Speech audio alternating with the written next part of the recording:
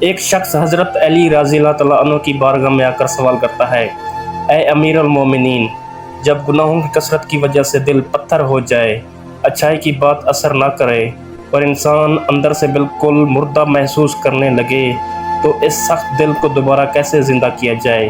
شیر خدا نے فرمایا، نصیحت: دل کا پتھر ہونا خدا کی ناراضگی کی علامت ہے اور اس کا علاج صرف خوف خدا اور آنسوں میں ہے۔ پہلا، کثرت سے موت کو یاد کرو، کیونکہ جو انسان قبر کی تنہائی اور حساب کے دن کو یاد رکھتا ہے اس کا دل کبھی سخت نہیں ہوتا۔ دوسرا، یتیموں کے سر پر ہاتھ رکھو اور مسکینوں کو کھانا کھلاؤ، یہ عمل تمہارے دل کی سختی کو معلوم کر دے گا۔ گناہوں پر تنہائی میں بیٹھ کر رویا کرو، کیونکہ جو آنکھ خدا کے خوف سے بہتی ہے وہ باطن کے سارے زنگ دھو دیتی ہے۔ چوتھا، بیماروں کی عیادت کے لیے جایا کرو اور قبرستان کا چکر لگایا کرو تاکہ تمہیں دنیا کی فانی حقیقت کا اندازہ ہو سکے۔ وہ سائل یہ پہلا جواب سن کر دنگ رہ جاتا ہے، اس کے چمڑے پر ایک کپ کپی طاری ہوتی ہے اور وہ اپنی زندگی کی دوسری بڑی الجھن سامنے لاتا ہے۔ اے الہی اسرار کے واقف، مجھے یہ بتائیں کہ انسان کی عزت اور وقار کو سب سے زیادہ نقصان کس چیز سے پہنچتا ہے، اور وہ کون سی عادت ہے جو انسان کو لوگوں کی نظروں میں گرا دیتی ہے؟ شاہ ولایت نے فرمایا، نصیحت: انسان کی عزت اس کے باطن کا آئینہ ہے اور عجلت بازی و طامع اس آئینے کو توڑ دیتی ہے۔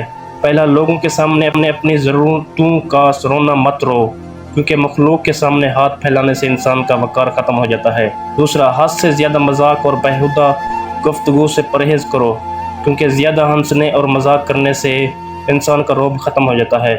کبھی کسی کے سامنے اپنے راز مت کھولو، جو انسان اپنا راز اپنے پاس نہیں رکھ سکتا وہ دوسرے سے اس کی امید کیسے رکھ سکتا ہے؟ چوتھا، طمع اور لالچ کو اپنے قریب مت آنے دو، کیونکہ لالچ انسان کو ابدی غلامی کے راستے پر ڈال دیتا ہے۔ حکمت کے روشن موتیوں نے سیل کے دل کو ایک نئی جلا بخشی، وہ اپنے بدلتے ہوئے باطن کو محسوس کرتے ہوئے تیسرا سوال پوچھتا ہے۔ علم کی اس پیاس نے محفل میں موجود تمام لوگوں کو اپنے سحر میں لے لیا۔ سیل نے پورے ادب کے ساتھ اپنا چوتھا سوال پیش کیا، اے حیدر قرار، وہ کون سی باطنی بیماری ہے جو انسان کی تمام نیکیوں کو اس طرح کھا جاتی ہے جیسے آگ لکڑی کو کھا جاتی ہے، اور اس کا علاج کیا ہے؟ شیر خدا نے فرمایا، نصیحت: حسد اور تکبر وہ زہر ہیں جو انسان کے ایمان کو جڑ سے اکھاڑ پھینکتے ہیں۔ پہلا، دوسروں کی نعمتوں کو دیکھ کر جلنے کے بجائے خدا سے اپنے لیے خیر مانگو، کیونکہ حسد سب سے پہلے حاسد کو جلاتا ہے۔ دوسرا، اپنی اصل کو یاد رکھو کہ تم مٹی سے بنے ہو اور مٹی میں ہی جانا ہے، پھر اس فانی جسم پر تکبر کیسا؟ جب بھی تمہارے دل میں اپنے نیک ہونے کا غرور پیدا ہونے لگے تو فوراً اپنے گناہوں کو یاد کیا کرو۔ چوتھا، لوگوں سے ملتے وقت ہمیشہ سلام میں پہل کرو، کیونکہ سلام میں پہل کرنے والا تکبر کی بیماری سے آزاد ہو جاتا ہے۔ سیل نے اپنے سر کو جھکایا، اس کی آنکھوں سے ندامت کے آنسو بہہ رہے تھے۔ اس نے اپنا پانچواں سوال رکھا، اے امیر المومنین، جب معاشرے میں ہر طرف فتنہ ہو، سچ بولنا جرم بن جائے اور لوگ گمراہی کی طرف بھاگ رہے ہوں تو ایسے دور میں انسان اپنے ایمان کی حفاظت کیسے کرے؟ شاہ ولایت نے فرمایا، نصیحت: فتنوں کے دور میں بہترین پناہ گاہ خاموشی، تنہائی اور اپنے نفس کی اصلاح ہے۔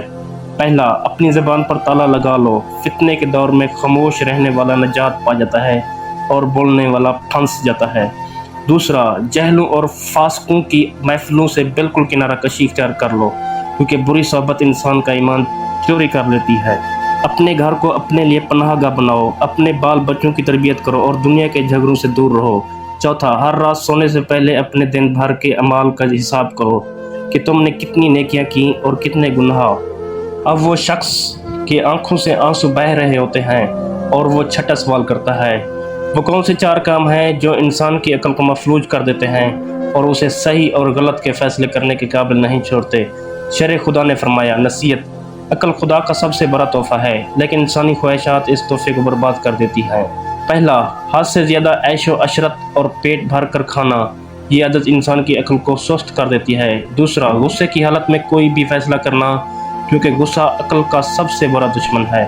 خواہش نفس کی پیروی کرنا، جو انسان اپنی خواہش کا غلام بن جاتا ہے اس کی عقل پر اندھیرا چھا جاتا ہے۔ چوتھا، دنیا کی محبت میں اس قدر اندھے ہو جانا کہ آخرت کا خوف ہی دل سے نکل جائے۔ اب وہ نوجوان شخص सर झुकाए अपना 7वां सवाल करता है, ऐ शेर खुदा, जब दुश्मन ताकतवर हो, हालात मवाफिक ना हो और इंसान अकेला रह जाए तो बातिल के सामने डट जाने की जुर्रत कहाँ से लाई जाए। शाह मर्दान ने फरमाया, नसीहत, जुर्रत तलवारों से नहीं बल्कि खुदा की ज़ात पर यकीन से पैदा होती है। पहला, ये पुख्ता यकीन रखो कि अगर पूरी कायनात भी तुम्हें नुकसान पहुंचाना चाहे तो खुदा की मर्ज़ी के बगैर कुछ नहीं कर सकती। दूसरा, मौत के वक्त पर ईमान रखो। जो इंसान ये जान लेता है कि मौत अपने मुकर्रर वक्त से 1 सेकंड से पहले नहीं आ सकती, वो बेखौफ हो जाता है। हमेशा हक़ का साथ दो, चाहे तुम अकेले ही क्यों ना हो, क्योंकि हक़ का साथ देने वाले की पुश्त पर खुदा की ताकत होती है। चौथा, मजलूम की बद्दुआ से डरो, क्योंकि उसके और खुदा के दरमियान कोई पर्दा नहीं होता। वो नौजवान सर झुकाए अपना 8वां सवाल शुरू कर देता है।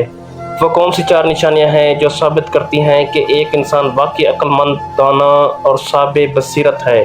अमीर अल मोमिनीन ने फरमाया, नसीहत, अक्ल की ज़बान उसके दिल के पीछे होती है और अहमक का दिल उसकी ज़बान के पीछे होता है। वो बोलने से पहले सोचता है, जबकि नादान बोलने के बाद पछताता है। दूसरा, वो दूसरों की गलतियों पर पर्दा डालता है और अपने ऐबों को दूर करने में मसरूफ़ रहता है। चौथा, वो मालदारों के सामने अपनी आजिज़ी का मुजाहरा सिर्फ दुनिया के लिए नहीं करता बल्कि गरीबों की इज़्ज़त करता है।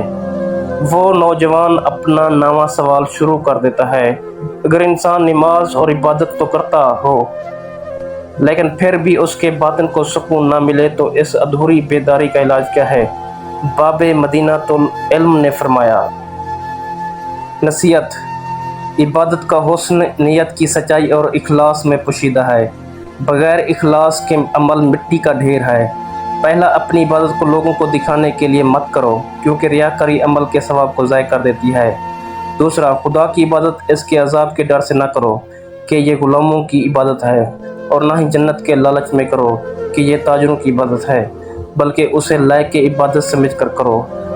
अपने दिल से बुग़्ज़ और कीना निकाल कर मुसल्ले पर खड़े हो, क्योंकि साफ दिल में ही खुदा की तजल्ली उतरती है। चौथा, कुरान की आयत को समझ कर और तदब्बुर के साथ पढ़ो। इंसान अपने नफ्स को इस तरह कैसे काबू करे कि वो बुराई की तरफ मैल ही ना हो और एक मजबूत ढाल बन जाए। शेर खुदा ने फरमाया, नसीहत, नफ्स की मिसाल एक सरकश घोड़े जैसी है। अगर तुमने उसे काबू ना किया तो ये तुम्हें हलाकत के घरे में फेंक देगा। पहले अपने नफ्स को भूख और रोज़ों के ज़रिए कमज़ोर करो, क्योंकि भूखा नफ्स सरकशी नहीं करता। दूसरा, जब भी नफ्स किसी बुराई की दावत दे तो फ़ौरन उसके बुरे अंजाम और खुदा की पकड़ को याद करो। अपने नफ्स की जायज़ ख्वाहिशात को पूरा करो, लेकिन नाजायज़ से ऐसे भागो जैसे शेर से भागा जाता है। चौथा, रोज़ाना इस्तिग़फ़ार की कसरत करो ताकि नफ्स को तौबा की आदत रहे। इल्म के दरवाज़े, जब इंसान अपने करीबी लोगों, दोस्तों और रिश्तेदारों के रवैये से थक जाए, हर तरफ से धोखा और मुनाफ़िक़त मिले, तो इन रिश्तों के दर्द से निकलने और सच्ची पहचान का तरीका क्या है।